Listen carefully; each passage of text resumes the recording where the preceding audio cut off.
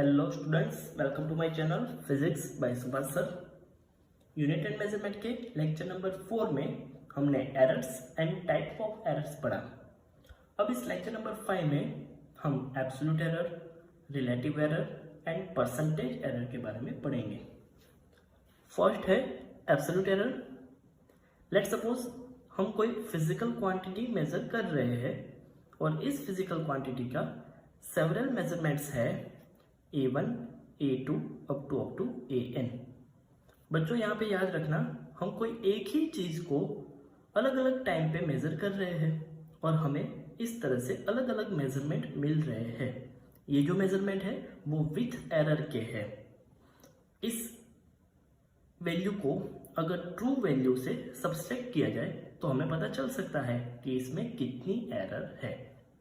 लेकिन सबसे पहले तो हमें ट्रू वैल्यू पता होनी चाहिए।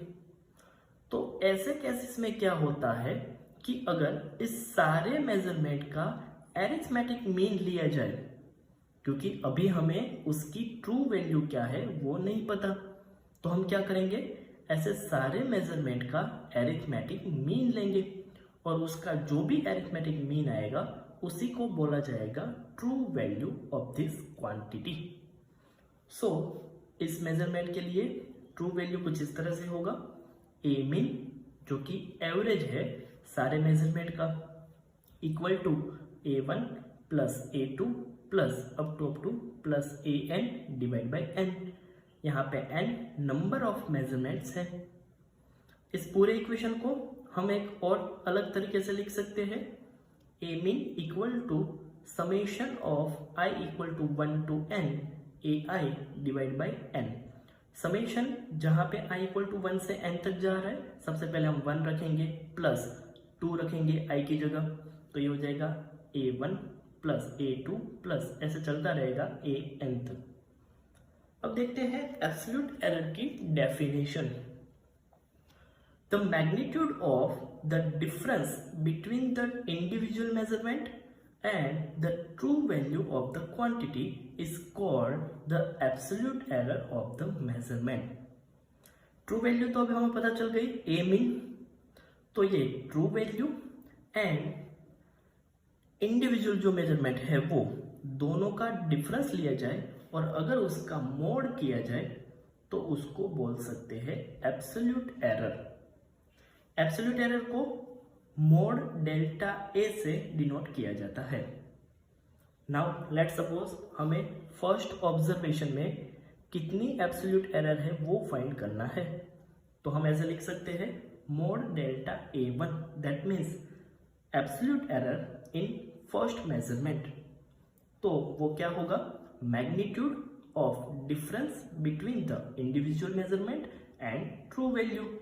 यहाँ पे इंडिविजुअल मेजरमेंट है A1 एंड ट्रू वैल्यू है A मीन, तो इन दोनों का डिफरेंस एंड उसका मोड लेंगे तो हमें उस ऑब्जर्वेशन में कितनी एब्सोल्यूट एरर है वो पता चल जाएगा।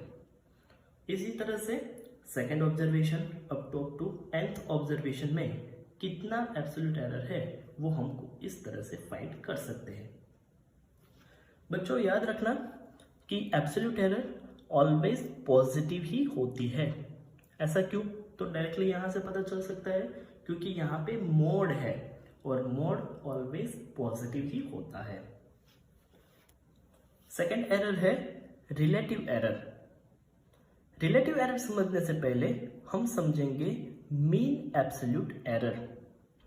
तो सारे ऑब्जर्वेशन में जो हमें एब्सोल्यूट एरर मिल रही है, अगर उसका मीन निकाला जाए तो उसके मीन को फाइनल एब्सोल्यूट एरर या फिर मीन एब्सोल्यूट एरर बोलते हैं और उसको रिप्रेजेंट करते हैं डेल्टा ए मीन से। तो डेल्टा ए मीन कुछ इस तरह से हो जाएगा, delta A mean equal to mod delta A1 plus mod delta A2 plus up to mod delta AN divide by N।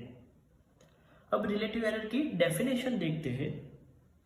The relative error is the ratio of the mean absolute error मतलब delta A mean to the mean value मतलब A mean of the quantity measured। मतलब कि उसका equation हो जाएगा relative error equal to delta A mean upon a mean, that means mean absolute error divide by true value. इन दोनों का ratio निकालोगे तो हमें ऑब्जर्वेशन की रिलेटिव एरर मिल जाएगी।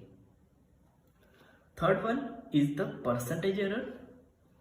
When relative error is expressed in a percentage, it is called the percentage error and it is denoted by delta A। मतलब कि रिलेटिव एरर को अगर परसेंटेज में दिखाया जाए तो वो परसेंटेज एरर हो जाएगी। Let suppose delta A equal to relative error into 100%, that means delta A equal to delta A mean upon A mean into 100%।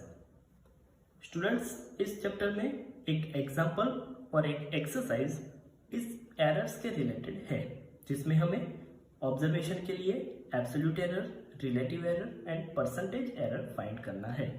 तो उस न्यूमेरिकल्स में हम ये अच्छी तरह से समझ पाएंगे कि कोई ऑब्जर्वेशन में ये जो एरर्स है वो कैसे फाइंड आउट की जाए।